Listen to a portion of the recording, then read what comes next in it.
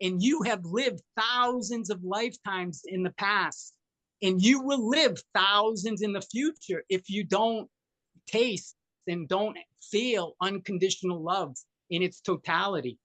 But once you do, then you become. I'm here with David the Indian. He's a Creon master and spirit channeler. He teaches thanatology courses on Evolution Island in Sao Paulo, Brazil. Thanatology is the study of death and the dying process. It is the belief that the more we embrace the dying cycle, the more we can come to fully appreciate life. In his personal experience, he has died numerous times, but he always returns. He says he's like a cat that has 9 lives, and he's supposed to use every one of them. David, thank you so much for joining me today. I am feeling very blessed to speak with you and to get to spend this time with you. Yes, yes, Tia, thank you so much, and thank you for your audience and the listeners that follow you and follow the work that you're doing. I just recently came to know about the the type of things that you're getting involved with, and it's amazing. It's in real alignment with the things that I've been doing for many years. I know that this is a somewhat new experience for you, but for me, I've been now here on Evolution Island in Sao Paulo, Brazil. I'm an American. Um, I am a businessman, an entrepreneur, and a capitalist. So some of the things that I kind of talk about when it comes into the subject of spirituality and dying is a little bit of a stretch of my own imagination, because I'm a real practical. I always have been a real practical person, and I like the facts. I really like facts and mathematics. To listen to stories, like, for example, you mentioned that I've died multiple times, which is the truth. And each time I returned. I didn't know that I was dying. A lot of the times I was younger when I first died. I was a baby in a crib, actually. I didn't have a choice. I was abandoned, and there's reasons why I went through what I went through. But I believe that at that point I was 2 years old, and I had passed or came close enough to passing away to come back with a purpose. I really believe that there is a reason for all of us to be here, individually and collectively. And in what I say to people, Tia, it's not really so important about where we start or started in life. What's important is that we end together, that we come together in unity. And so when you talked about and mentioned thanatology, that is really the process of closure for us, because we know what being born is. We all have a birthday, it's all recorded. We have birth certificates, and we have experiences and photos and whatever to showcase that we were born. But nobody has really a document of dying or the death process. So in thanatology, it's a complete study of our understanding of who we are as human beings, completely physical, mental, emotional, and spiritual connection, the whole union of our existence. And the thing is, in life, most common in life is to live with fear, because after we're born, we're customized into society, and we're programmed, and we all we have to do is start to grow older to see all of the pain and suffering around us, and to experience death like what Buddha experienced. When Buddha was growing up, he was in a palace. He was protected, and his parents didn't want him to ever even smell death or see it, nothing. And one day he left the palace on his own and went into town and told the driver of the carriage to stop at the village where people were there dying. And it was the first experience that Buddha had, that there was such a thing as this suffering. But to live in isolation, Tia, is not it's not satisfactory for our human existence. And that's why Buddha was motivated to go back to the palace and say that his mission in life was to end all pain and suffering for all human beings, because it was unacceptable that anyone was suffering. Even though he had a perfect life and was pampered and had unconditional love, just like me living here on Evolution Island, for example, Tia, people say, David, are you crazy? You have to be the most lunatic person on earth. You live in paradise, brother. You have achieved everything. There's nothing left on your bucket list. If you were to die today, there'd be nothing else anyone would ever say that you could have aspired to do, because I am surrounded by nature. I'm immersed in nature. I have the fortunate opportunity to be here. I don't know exactly how I came to come here. I do know the cause and effect, but the whole story about why I'm here and why I stay here is because when I first came here and I took my shoes off, literally the first moment that I connected and grounded to this land, I almost fell on my rear end. I literally was almost thrown into a different reality. And I'm an architect and designer, so I have the ability to really kind of like a visionary. I can go into 3D and in 4D, in 5D now even, and I can see the future. And when I first came here, I had a glimpse of the totality of the potential of this place, and it was overwhelming, in a little bit fearful, because for me, everywhere I looked around, I was seeing things. I was like channeling, and I was like directly connected with life's force and life source, and what my purpose in life has been now for 25 years has been to take care of this place. As an American living in Brazil and not even speaking Portuguese very much, a lot of people say to me, David, you're alien. You have to be alien. There's no way that it doesn't make any sense what you do. And like my wife says, my wife's name is Maria. She says, David, why do you get involved with all of these complicated issues like dying? Why don't you just live your life like Buddha was living in a castle with like a king and a queen? Why can't we just enjoy the fruits of our environment and our surroundings?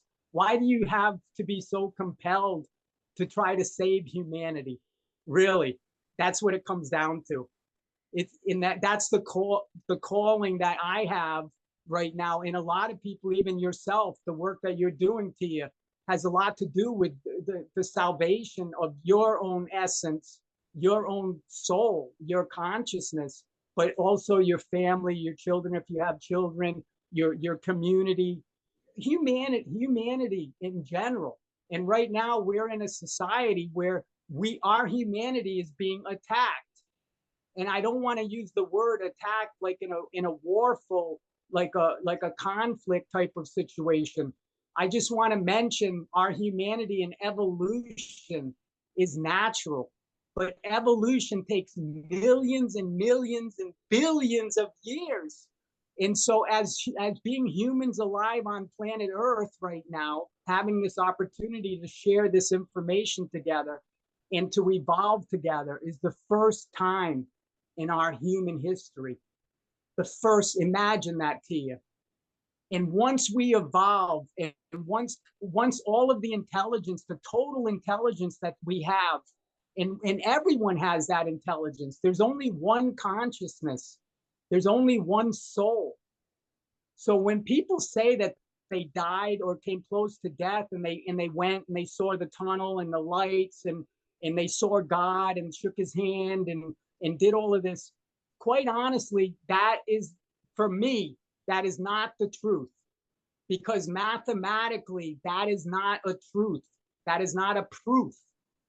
What we do know is that consciousness comes from one single point in the vastness of darkness. The definition of the zero dimension, and most people don't even know what the mathematical definitions of being in the zero dimension means, but simply put, is one single point, one point. And that is the origin of all life and that is the origin of our soul, our collective soul. You, me, everyone that you talk to on your show has a different expression of soul. But like I said, it's not where we came from. It's where we end together. And when we end together, went through the dying experience and through the lessons of thanatology, we come to that single point in darkness. It is a tunnel. If you arrive to that single point in darkness, it appears like a tunnel because Stephen Hawking's theory of black hole and white hole says that the black hole is just one side and the other side is the white hole. So in my experience through the dying process and multiple times, and also through meditation, because that's what meditation really means, is the complete surrender to come to the zero point in your life. But you can do that and stay alive. That's the beauty about our intelligence right now, Tia, is that you do not have to lose anything. And dying is not a lost process. Dying is an evolutionary process. And if we live our lives with purpose and meaning, and I want to try to be exact at this point, because a lot of people listening to this probably are wondering, this guy might be a little bit off. But people, when I talk to you, ask me to be exact. And a lot of the questions I have, exact meaning precise. People say, what, David, is the purpose of life? And it took me many, many years of understanding and many times of dying to go to the gates of heaven or the pearl gates or whatever you want to call it. I've never really seen anything exaggerated, even though I'm an architect and I'm a designer. I've never gone to a place like that. But what I say to people, from what I understand, the purpose and meaning of life is for us as human beings to all experience unconditional love. Unconditional love. And that unconditionality is what's important. Because when people come to a near-death experience and do not pass on, it is my belief, my opinion, and all of the information that I have to back it up. The reason why we come back is because we have not experienced the unconditionality of that love. And when I say condition, what I mean is fear. We have two basic primal fears in our life. The first fear is death. And the second fear is being abandoned. And in my opinion, the second fear is far more painful than dying. To live in a world of separation and discrimination and isolation, like the world that we're projected into right now in our humanity. That's kind of the I don't want to say the battle against humanity, but the forces in our evolution are right now, their separation is what's keeping us from being unified and keeping us from unconditional love. So what I was trying to explain, Tia, is that from what I interpret and in my life personally, the purpose and meaning for myself and for everyone, my children especially, is to experience unconditional love. And it's different than love, because love will get you to heaven, but it's not going to get you through the gate, which is called the gateless gate. Have you ever heard of that term, the gateless gate? I haven't. What is the gateless gate? The gateless gate is an actual a place. See, unconditional love in heaven is a GPS coordinate. It has a location, and you have that already coded in your pineal gland, in the stem of your brain, on the opposite side of your third eye. you can activate this GPS coordinate that will take you to the gateless gate. When this is through the darkness. You go through the darkness and you come to a place of light. In the story, I have not seen the gateless gate. This is a story. It's a mythological story explained by Osho in the Book of Secrets. And I don't know if you know Osho or the people listening, but the Book of Secrets is literally all the secrets of humanity. And it's 112 meditational techniques, the encyclopedia of basically dying and surrendering your ego. And so the story of the gateless gate, Tia, says when God was talking with a person, and it said to that person and advised them, kind of like a channeler and a medium, and said to the person, when you pass on and you go, you're going to come to this gate. When you get to the gate, go through the gate. And so the person said, okay, that's simple enough. I understand those instructions. And so at the time the person passed on, the person, sure enough, was found themselves in front of this gate.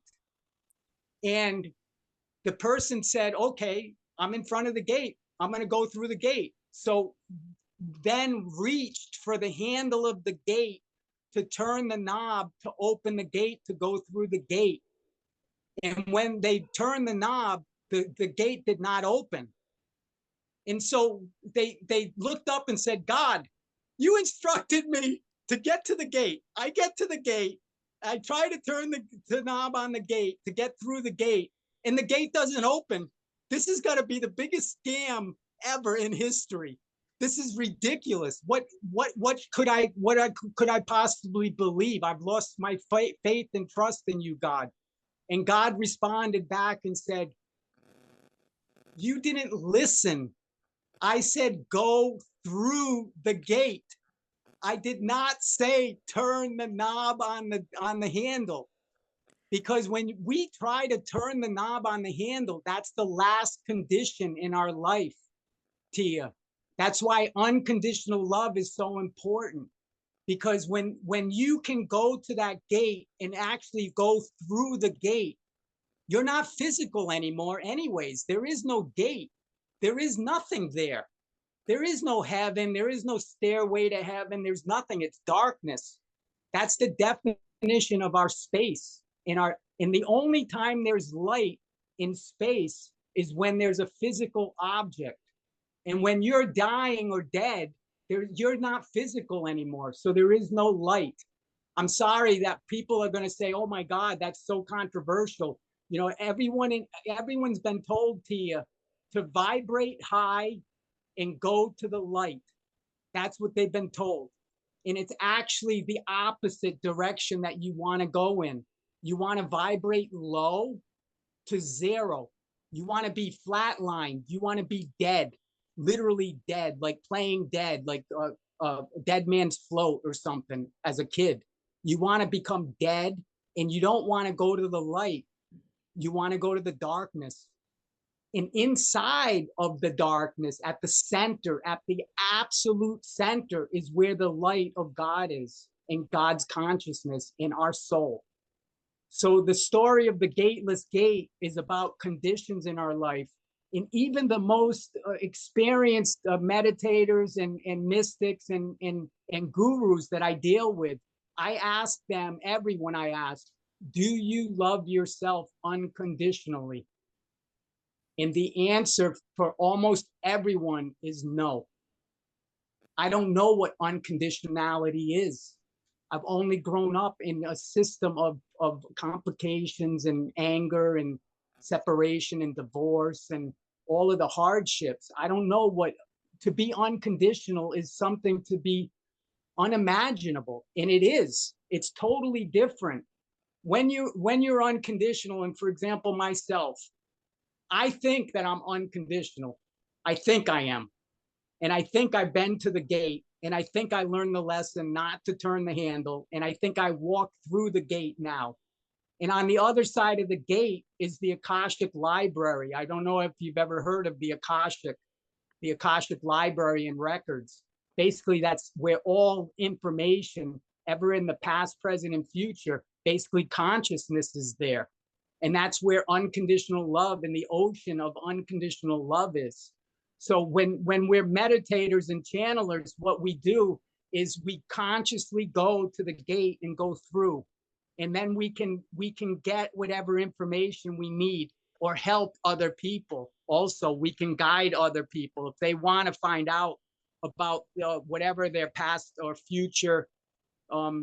We can actually access those records and help them as channelers, which is amazing.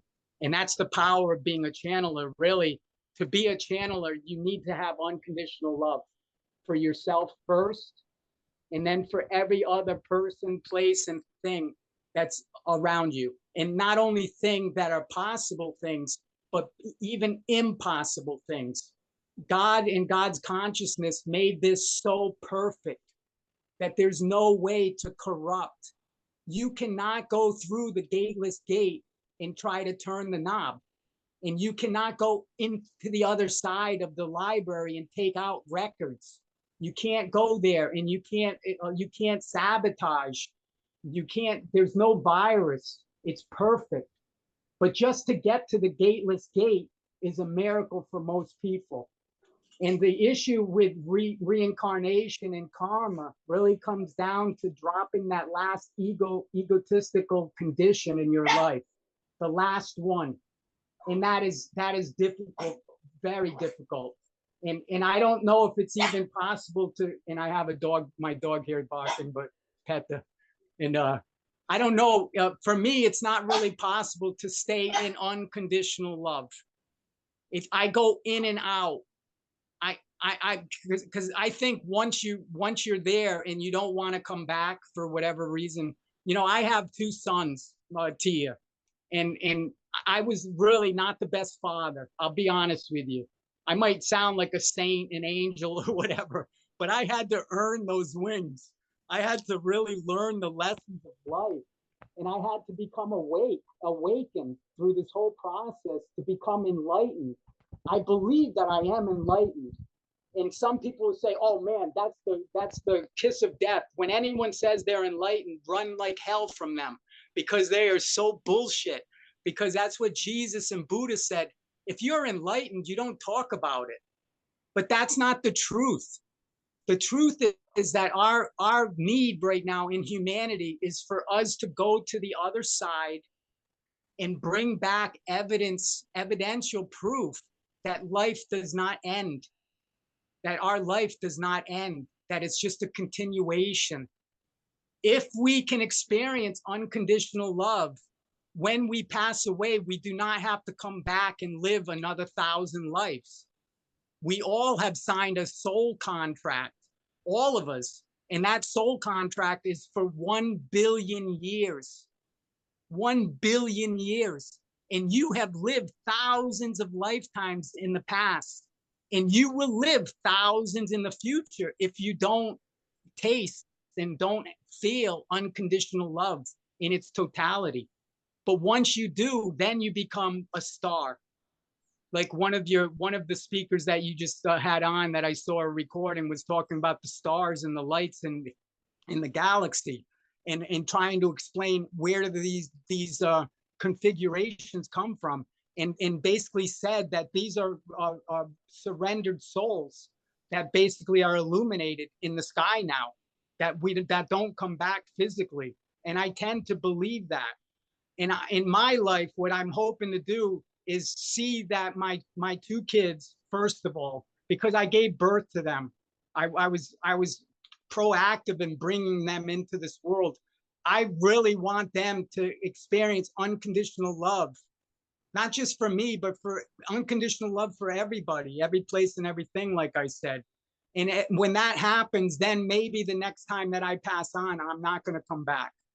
And maybe I'll be a star, or maybe I'll be nothing. But it doesn't really matter, because I achieved the goal of unconditional love. And that for me is the whole purpose. When people ask, what is the meaning of life and what is our purpose here? and why is life so complicated and what have you. It all comes down to unconditional love.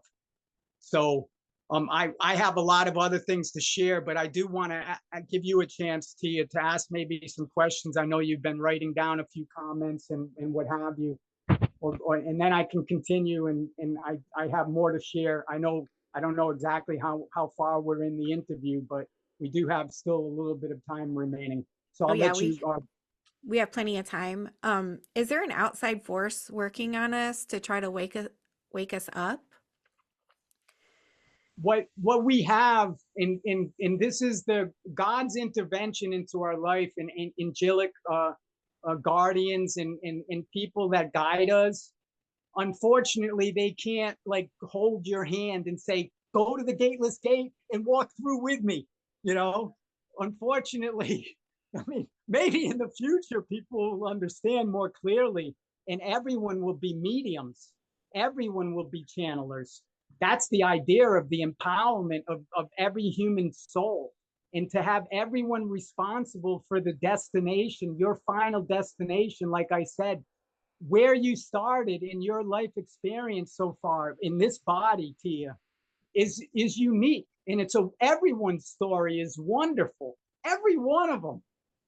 But when we end, and when we end together in unity, that is when the grace of God really shines, and that's when God smiles so large.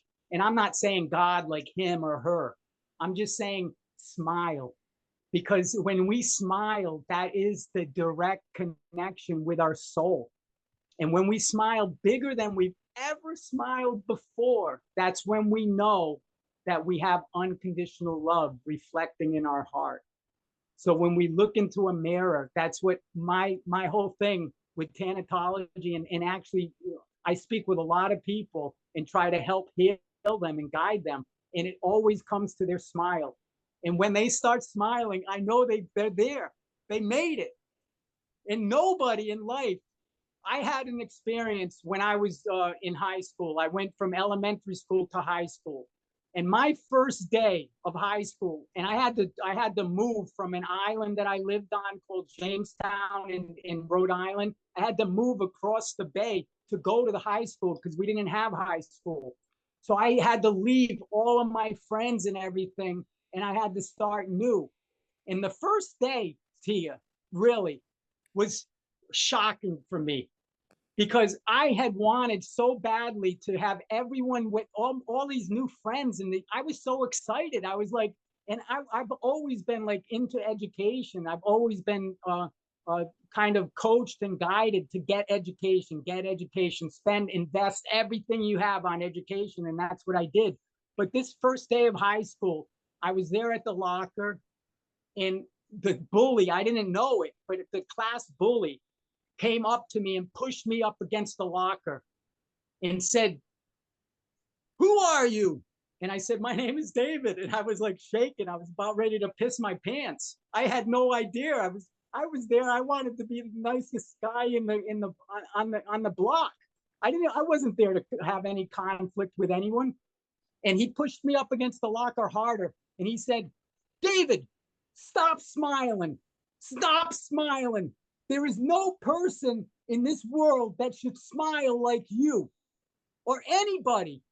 What world do you live in? We live in pain and suffering, and I'm about ready to knock your teeth out. So if you don't stop smiling, I'm going to punch you in the face. How does that sound?" And you know what I said to the bully? I said, "I'll stop smiling." And you know what I did? For many years, Tia, I stopped smiling. I stopped smiling. But I didn't lose the faith in the light of God's consciousness, and my personality, my purpose, or my meaning here on earth did not end. I got into drugs. I got into all of the distractions. I bought into the idea that, hey, we're in a world of suffering, just learn about it. I got divorced, and when I got divorced, my attorney said, and I was crying, I didn't want divorce. The last thing, I came from dysfunctional family, for Christ's sakes. I wanted to have a wholeness in my life. And my attorney said, "Quiet down, David, learn." Everyone gets divorced. Even the Catholic Church, I went to the priest to beg him to please talk to my ex-wife at the time, and get consolence through the sacrament of holy matrimony, for God's sakes. I took the sacrament on the altar. I wanted protection. I wanted help. And you know what the church did? Said, David, we would be out of business if there was no divorce. We would be in. So these are the things that distract us, from being unconditional. And that's the whole idea. I mean, I could go on and on with more antidotes and more personal stories, but really it comes down to being bullied. And we have a lot of bullies in our world. Even Donald Trump is a bully, and some people want him as president because they believe he's going to fight the fight and he's going to kick some ass. And then other people want Biden because he's so open and free and lunatic. There's no choice. Either side of both of those coins is more pain and suffering. In the center is unconditional love and unity. And that's where, as a society and as our humanity, we need to head. And we need to stop bullying people. We need to stop telling people what to do. We need to allow God back into our life. Not like in the United States with the separation of church and state.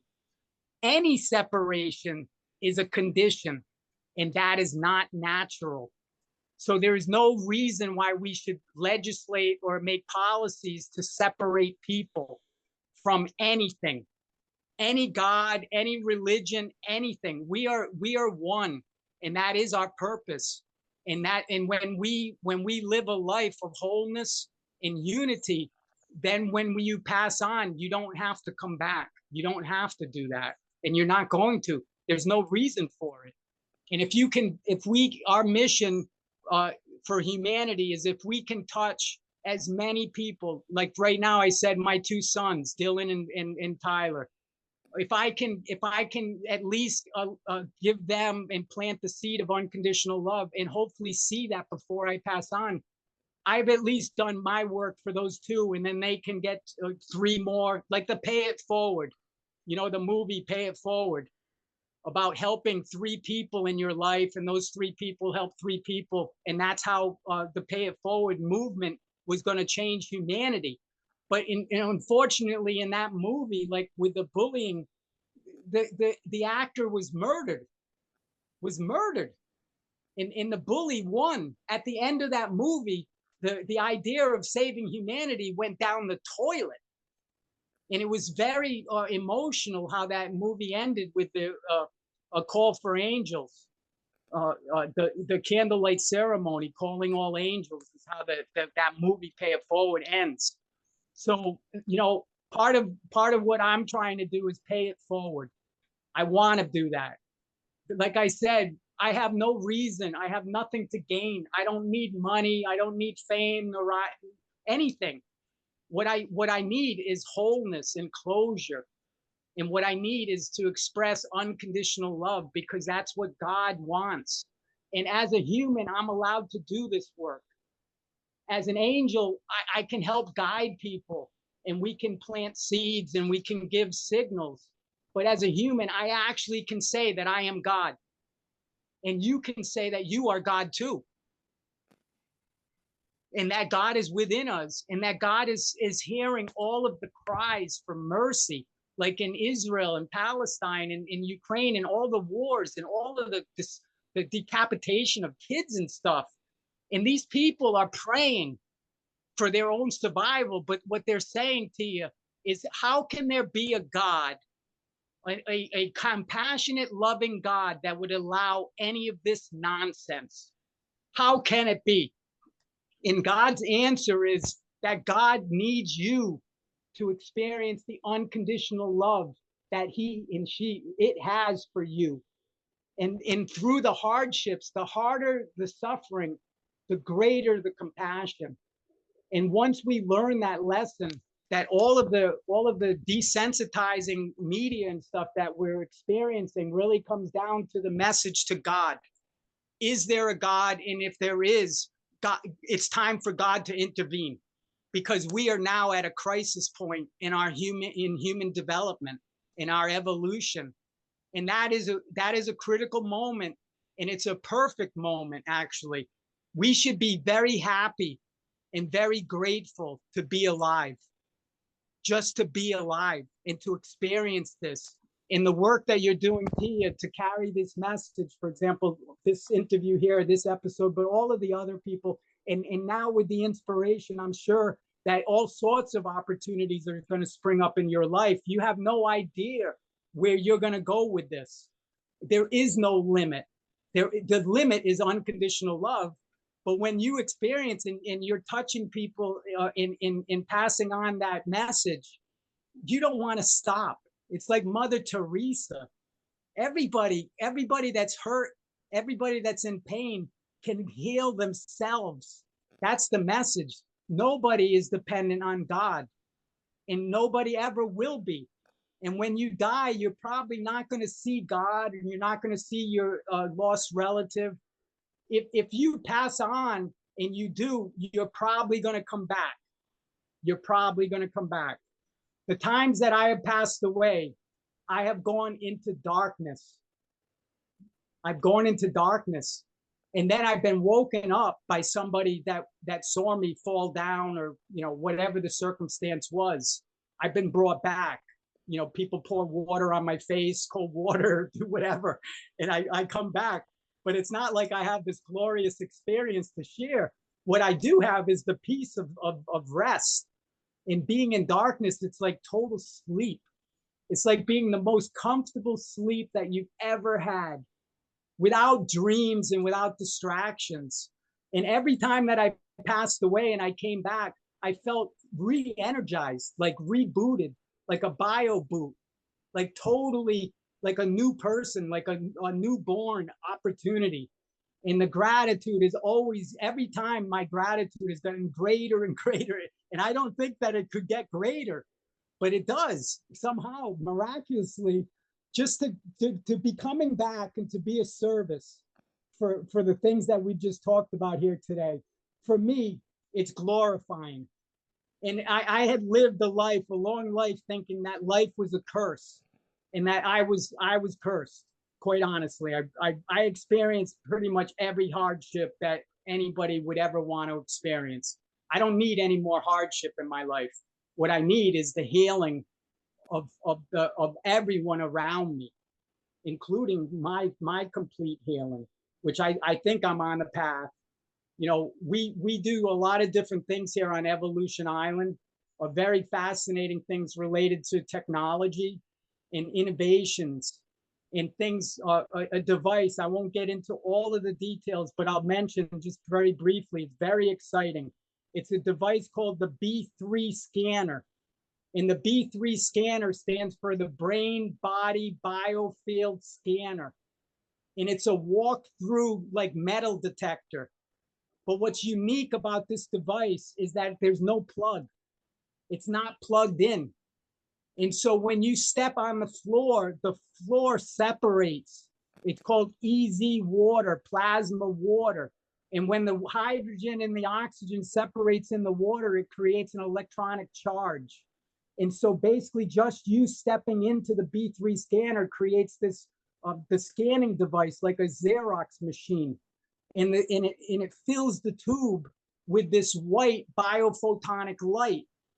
And the reason why it's the white light is because at the center, like I said, at the center of darkness, at the origin is a white light, but it's a very special white light. It's a biophotonic light. And we now know how to replicate that light. And what happens is when the scanning, 20 seconds, the scanner scans your body and basically immerses you in the sea of consciousness and unconditional love. Whether you want to be there or not, it does it, because that's natural. And so in 20 seconds, it scans you, and this biophotonic light goes all the way into your cellular level, DNA, mRNA, and telomere antennas. And it cleans you in 20 seconds. The device is called the Enlightenment, and it guarantees everyone When you walk out of that machine, you have the smile of your lifetime on your face. And that's what we capture. And that's the testimony. When people come out of the B3 scanner, the enlightenment, Tia, they say, it feels like 1,000 pounds are off of their shoulders. And we measure when you step into the B3 scanner, we weigh you. And 20 seconds later, when you step out, we weigh you again. And scientifically, we can show that you are lighter. Very, very minor, almost insignificant, but you are lighter. And people, when they walk out of the scanner, they're, instead of on their flat feet when they walk in, most people are flat footed. They walk out on their tippy toes. They literally are on their tippy toes and they're smiling. And then we capture that in a photo and then we replicate it on like a Facebook profile account so that you can replicate that and that you can remember that. Anytime that you're down, you look at yourself and you're like, oh my God, what am I doing? I'm living in conditions. And from that moment on, anytime that you have a condition in your life, you recognize it. Doesn't mean that conditions go away. That's not what I'm saying. In life, we have good and bad. We have the polar opposites. You're not going to get rid of evil. It's not going to be all unconditional love. But we don't have to destroy anything. All we have to do is embrace it and recognize it and be aware of it. And so, like any animal that goes through stress, when they go through stress, they immediately shake and they shake that energy off. So the more aware we are about the conditions in our life, then we can be less reactive and more proactive. We can shake off of those circumstances and we can go back and forth from unconditional love into the real world and not be afraid to express ourselves and to share that unconditional love with everybody and everything. And so I know it was kind of a long answer to your question, but I don't know if you have any other questions. Very good question, by the way. Oh, I love the answer. That was a very good answer. And I love the length. I love details. The more you can fit in, the easier it is to understand. So what happens when we actually die? Is there like a physical process? Because I know in the Egyptian Book of the Dead, they say that you can read that to the dead as they're, or to the dying, and there's steps. It's kind of like a map. Is it similar to that? Is there a map to follow, or take me through that, the dying process? And then again, not again, but once the dying process, the physical process is complete, what happens then? Well, those are two separate questions. Let me start first by using a term called prana. Prana. Have you ever heard of prana? I have. Tia, one thing that we have not been taught in school, or I was never taught in science class, is that oxygen, the air that we breathe, is not O2. We've all been told oxygen is O2, but actually they know that oxygen is O2 plus, and the plus is prana. It's life force. So what happens is that we scientifically have measured and monitored many cases now of people dying that have terminal illness like cancer and these prolonged deaths of like years and years of suffering. And what happens is that prana starts to leave the body 6 months. We know that there's a window of 6 months. So when we can measure the prana in your body, we can basically forecast that prana is leaving and that you're entering a death cycle. You're going to die. You're going to die. The thing about that is that you don't have to die. We have been taught that the process of human development is to be born, to get old, to get sick, and to die. That's the process. That is not correct. It's just like not correct to vibrate high and go to the light. The fact is, when you are born old. You have already lived thousands of lives. And the idea is to become innocent again in your life. So the older you get, the younger you get, the more vibrant you get, the more joyful you get. And the more you experience that unconditional love, you don't have to come back again, because now you've reversed the aging process. But you can also stay here forever. And I know some of the people maybe listening to this are going to really think I'm nuts now. But the fact is, even things like food, you do not need to eat. You do not need to do anything. All you need is prana. All you need is life force. And that prana is all around us in nature. And that's why to live really a healthy, well-balanced, harmonized life, you really want to get outside of the city and you want to get immersed into nature. And like me, for 5 months, I haven't been off of this island. I haven't been in a boat. I haven't been to the market. I haven't been to the bank or the government office or any nonsense. I have so much clarity. And I'm in such a position to do this type of service that I don't know anyone else that has the ability. I haven't worn shoes for 5 months. I'm always barefoot. I'm always out in nature. So what I'm saying is that just in the sun, taking sun and being grounded is enough. It's called being a breatharian. Have you ever heard of breatharian? I have. Right. It's hard to believe some of this, but the fact is that if God wants you to be alive, you're going to be alive. And even though we may want to kill ourselves, and Osho in the Book of Secrets actually says this to you, that the only thing that makes us different as humans from any other life, plant, animal, or any other life, is our ability to kill ourselves. And suicide has got to be the worst excuse to end your life, because you're not going to end your life, brother, sister. You don't have the choice. You are a servant to God and to God's consciousness. You are an individual. You have the will. You have the will, Tia. God's not going to, if you say, I want to die, I just want to die, you're going to die. But if you do it without unconditional love being the intention of your purpose and meaning, God's going to let you come back over and over and over again. And so suicide is something that we talk with thanatology, because some people's pain and suffering I deal with literally are suicidal. And they say to me, David, I don't want to live anymore. There's no reason for me to live anymore. And that's not the truth. And by killing yourself, you're only going to prolong the misery. You're going to live in purgatory. And life is not going to be heaven on earth for you.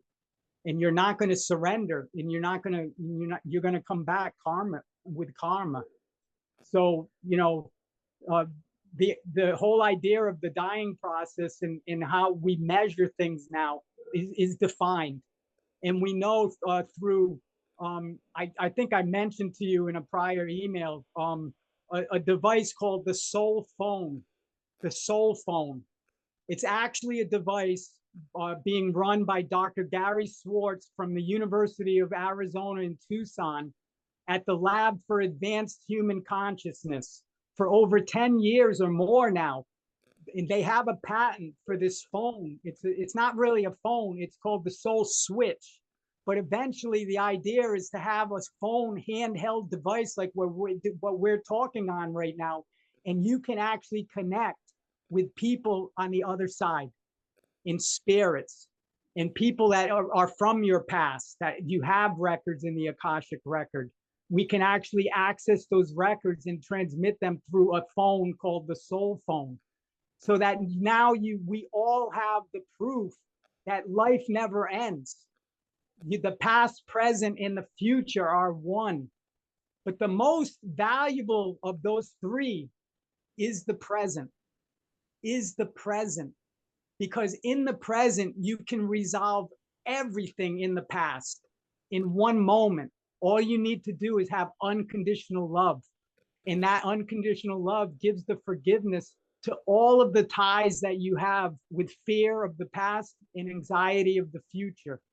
So the idea is to live unconditional love only exists in the moment of now.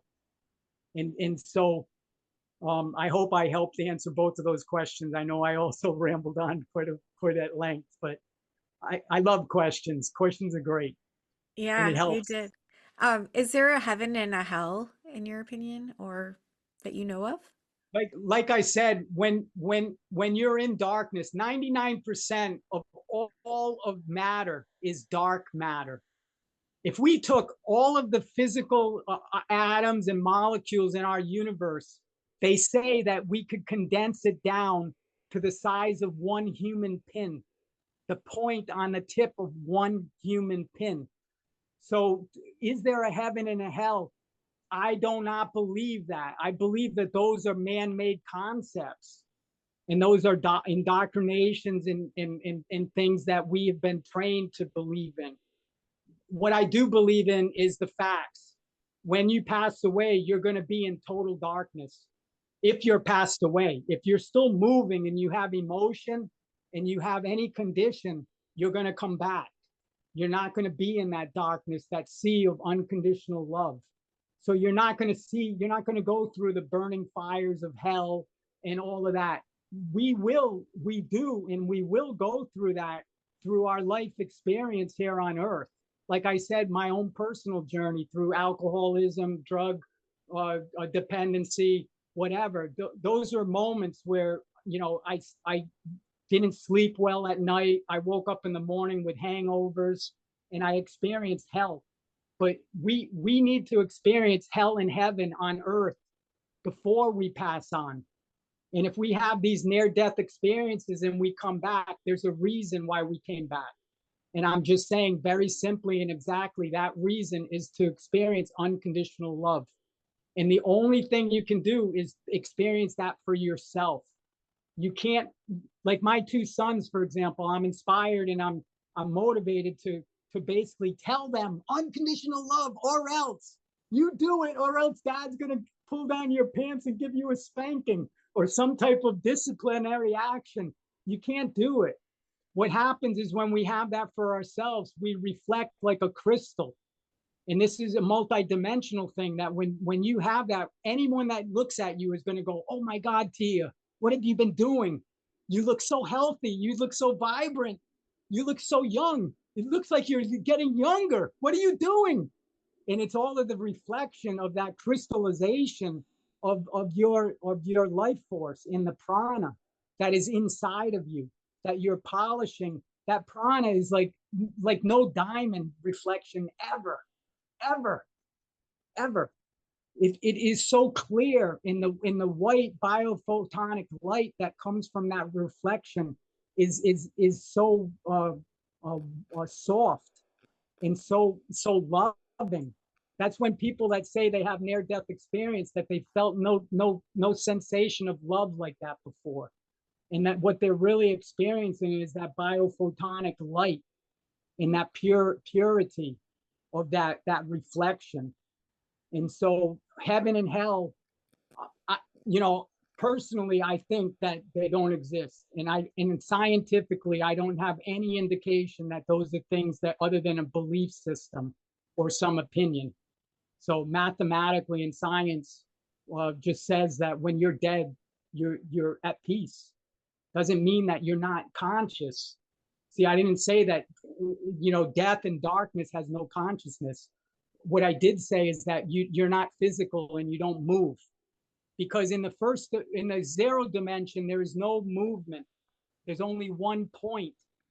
In the first dimension, the one point replicates and becomes 2 points or a straight line. And in that straight line does not have the soul expression. It does not have movement. It's a straight line. The second dimension is if you take the 2 points of the line and you curl them around and touch them, you make a circle. But it's a 2-dimensional circle. It's not a sphere. And so the third dimension is when you take the circle and you blow it up. And that becomes the third dimension. And people say we live in the third dimension. That is not the truth. The truth is that the zero, first, second, and third dimension are totally biogeometric shape. A point, a straight line, a circle, and a sphere. It has no soul at that point. It's in the fourth dimension, which is what we're in right now. We're in the fourth dimension. That is the movement of our existence. That is where prana and in our energy and life force comes. So we live in the fourth dimension. And that dimension, it has time and space. Because once we make a movement, like my lips are moving, it's a holographic image. That's all we are. We're computer simulation. We are physical. Only 1% of our essence is physical. 99% is animated. It's a simulation. We're computer model. Not to diminish the human aspect of being in the fourth dimension, because for me, I travel into multi dimensions all the time in the fifth dimension coming back, but also now going into the 12th dimension and have other people taking me to the 16th dimension. But once you get beyond the fifth dimension, see, the fifth dimension is where there is no space and time. There is movement. We have the ability to go from the fourth dimension to the fifth dimension, but we can come back to the fourth dimension. That's the power of being human. Because when you're in the 12th dimension, 16th dimension, 130th dimension, there is no physical aspect of it. It's pure energy. And I'm sure it's wonderful. And there's all sorts of benefits energetically. But what I'm talking about is living practically here on Earth. And how can we explain these experiences, like near-death experiences and these out-of-body experiences and channeling experiences, to a point that's so easy that even a child can understand it? And mathematically, it's so easy. Like I explained the dimensions just right now. Some people make it so complicated to you that when you even start talking about multi-dimension and multi-dimensional travel and time travel, people don't understand. And it really is based on a sacred geometry and biogeometry. We are geometric shapes. We are a point, a line, a circle, and a sphere. You can be a box, you can be whatever else. You know, there are other dimensions or other shapes, like our physical body, length, width, and height. We are a rectangle. So that is a third dimension. It's not always a circle. But the easiest way to describe it is that you go from a point to a 2 points and a line. You connect the 2 points, you become a circle. You inflate it like a balloon, and then you become a human and add the spirit and add prana. So it's very simple for even younger children.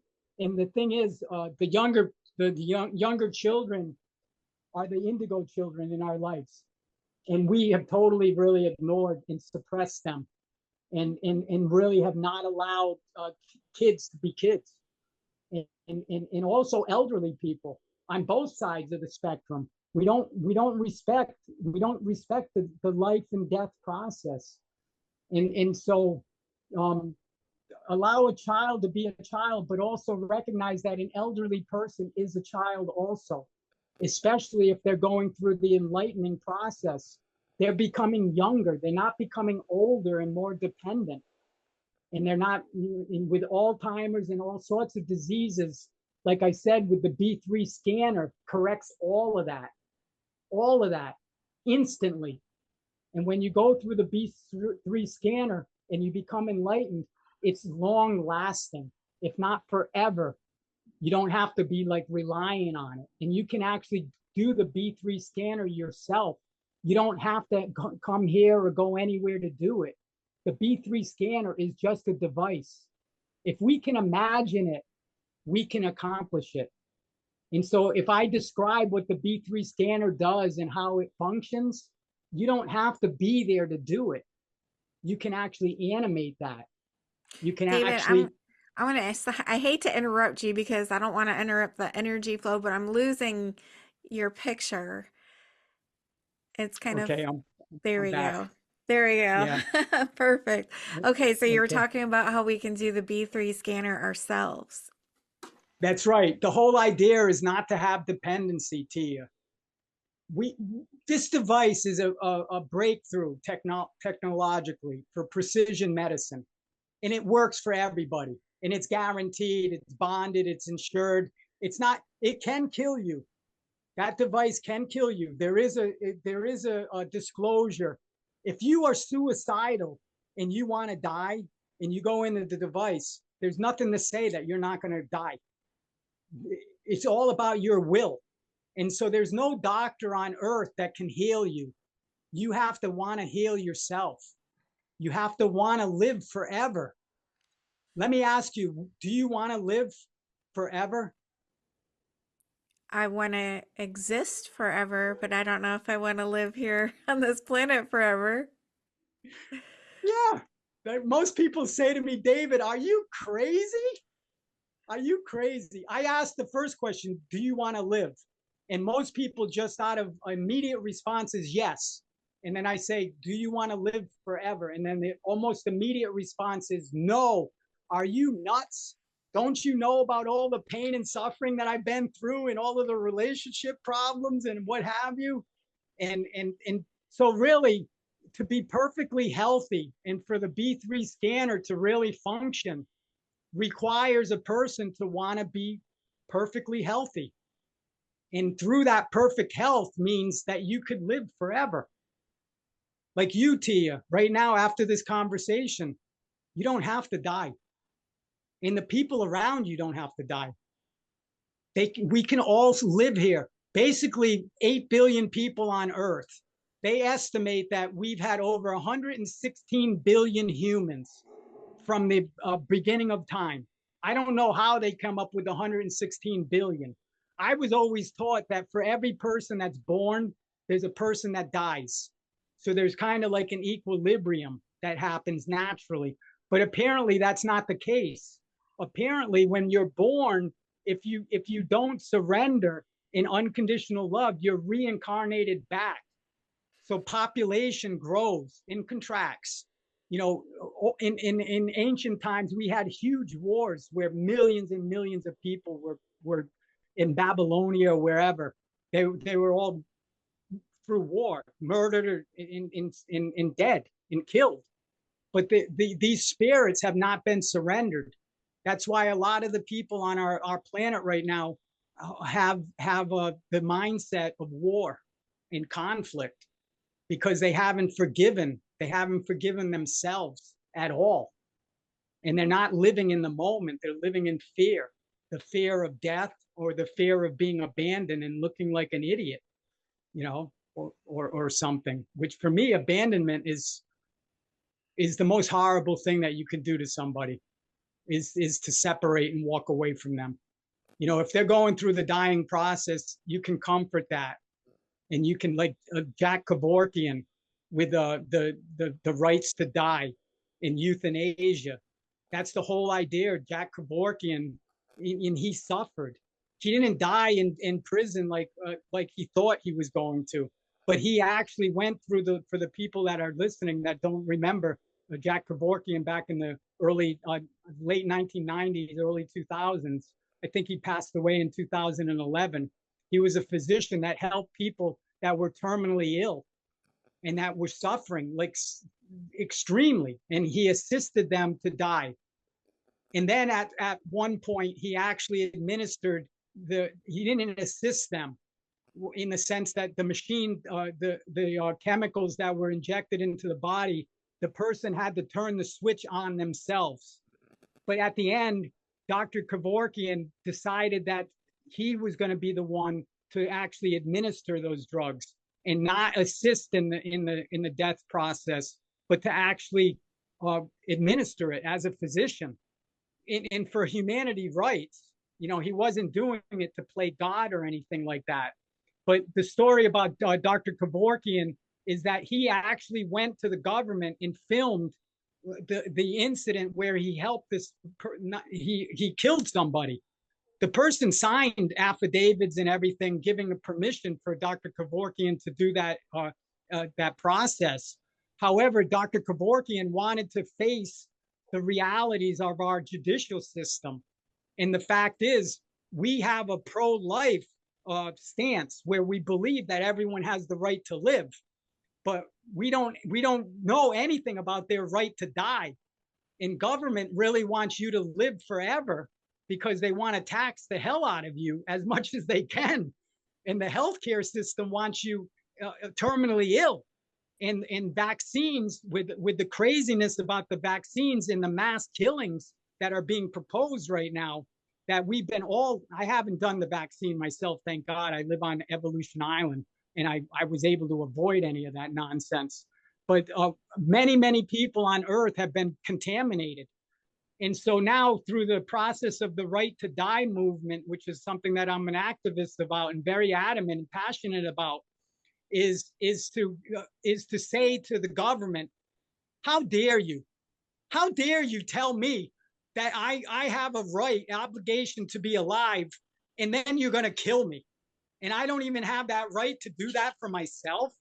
That is such a ridiculous and really illogical and just unacceptable type of practice.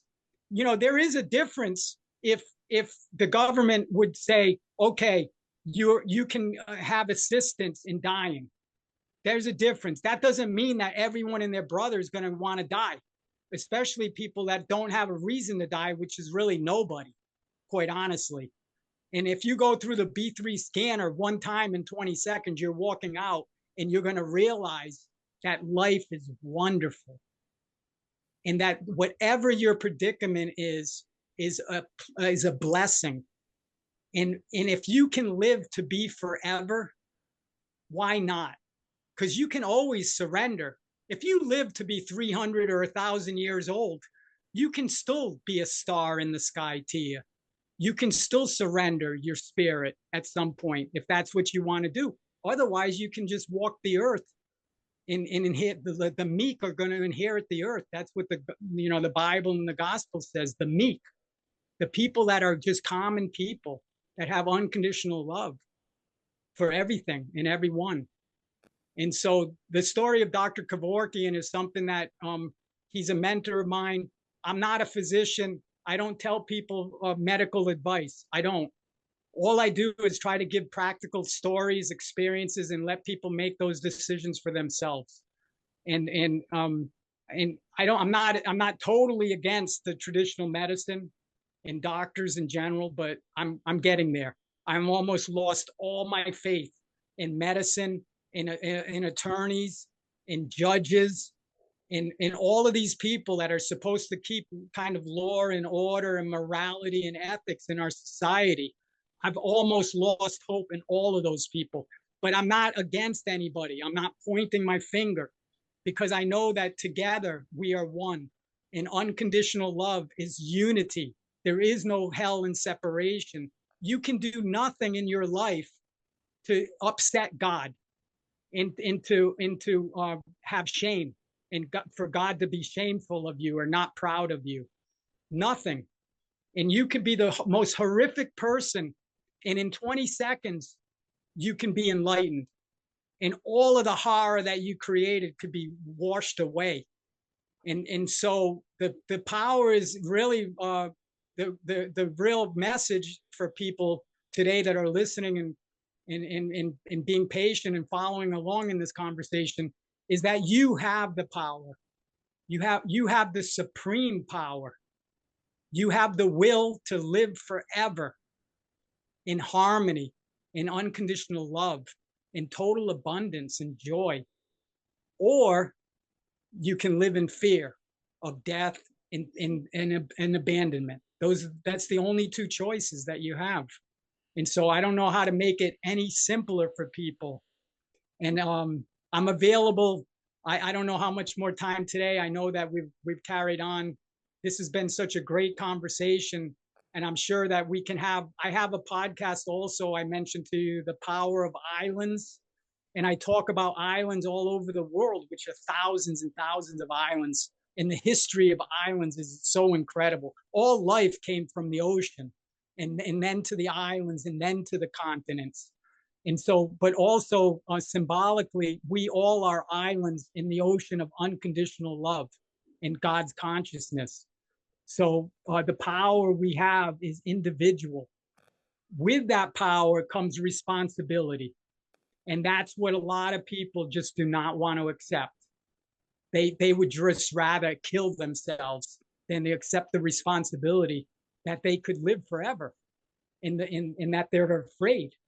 So everyone is responsible. And that's the empowerment of humanity right now in the movement, in the quantum leap, and the shift everyone's talking about of our evolution, is that once we complete the cycle, which I don't know if you follow Satya Gupta, not Yuga, Satya Yuga, the Hindu with the iron, the age of iron, that the we just left the age of iron and now we're in the age of the golden age, and also the age of Aquarius. And so these are records and historical documents that have predicted for thousands and thousands of years that we would be going through this process of evolution at this point in time. And it's all coming true, and it is real, it's factual. And so the pain and suffering is over, and the time for joy and celebration and the time for us all to just smile like we never smiled before is here. It's here today, March 22nd, 2024. It's right here, right now. There's no more waiting. There's no more suffering, Tia. And so I don't know if you have another question, how you want to close, but I'll leave it up to you at this point. Yeah, I absolutely loved our conversation, and there's so much more that I wanted to discuss with you, but we have run out of time. I might have to have you on again.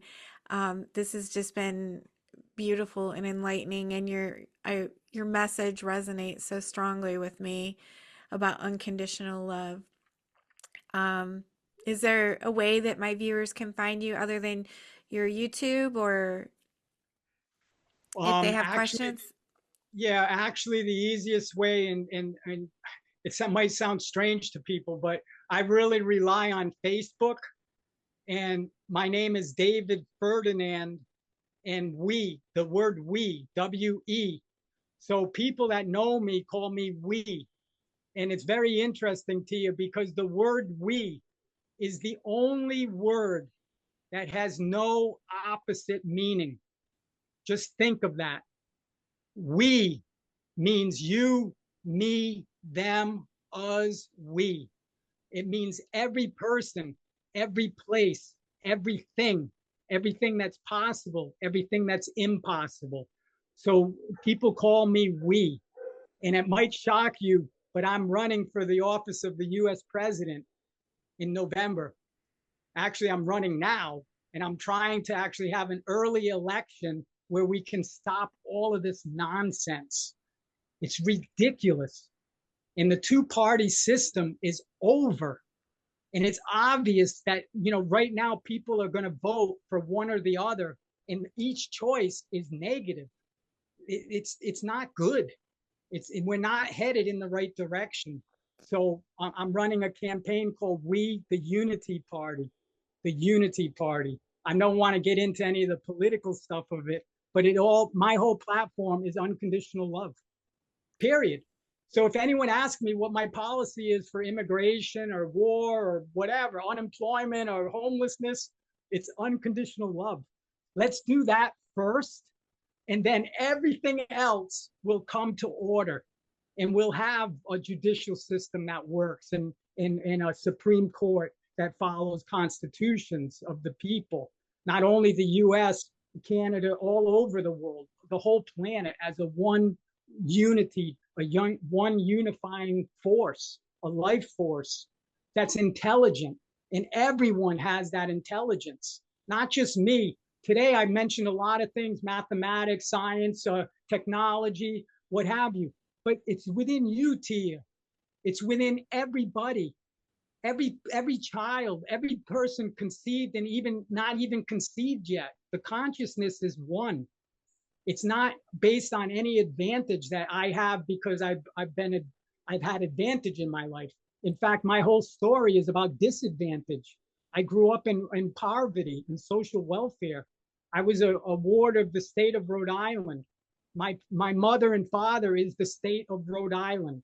Without the state, I would have been dead at 2 years old, clearly. And so I'm not against government. I'm not against anything. There is no reason to be against or for. The best place to be is right in the center. That's the sweet spot. That's the spot where unconditional love lives. And that's the moment of now. And that's where trust is and loyalty to soul. And so, once again, thank you for continuing to carry on and allowing me this opportunity to, speak and express myself. I'd love to continue to let's just see where it goes from here. Hopefully, hope, hopefully this goes viral and you can cut and make segments, because we went through a lot of different, great, like, 2-minute clips, even about the dimensions, and describing dimensions is a big one. Because I'm really tired of people saying, oh, we're 3-dimensional and we need to be 5, but no one talks about the 4th. They kind of jump from 3 to 5. And I say, that's not logical. That's not. And it isn't. And that's why, we're confused. And that's why through these type of communications and education opportunities, that the public is going to become awake and aware to what the truth is. And it's not my truth. I'm not saying that David, the savior or whatever, is here on earth to save humanity. I'm a messenger. I'm a channel of Cryon. And Cryon calls me David the Indian. And it's a wonderful story that Cryon tells about David, who lives on an island surrounded by fog. The fog of the fear of death and abandonment is what the fog is. And I'm not going to get into all of the details of David the Indian right now, but maybe on the next time we talk, I'll explain a little bit about David the Indian. It's a very exciting story, and it's amazing how I became aware of Cryon. And it's only happened recently in about 10 years. And quite honestly, my spiritual awakening has been a lot to do with Cryon and Cryon's message. And so for people that might not know Cryon, you can go to kryon.com and you can experience what's called the magnetic service. And Cryon talks about technology in the future and our human evolution and development, everything that I basically explained. And so Cryon is very powerful, a powerful channeling source for everyone. And so I would love to hear about David the Indian on at our next meeting. That sounds fascinating. Well, David, thank you so much for joining me, and I hope that you just have the most beautiful day on that beautiful island. yes, and you as well. Unconditional love to you. Start right now. Smile like you've never smiled, and let it stay. Let it stay, baby. Let it stay.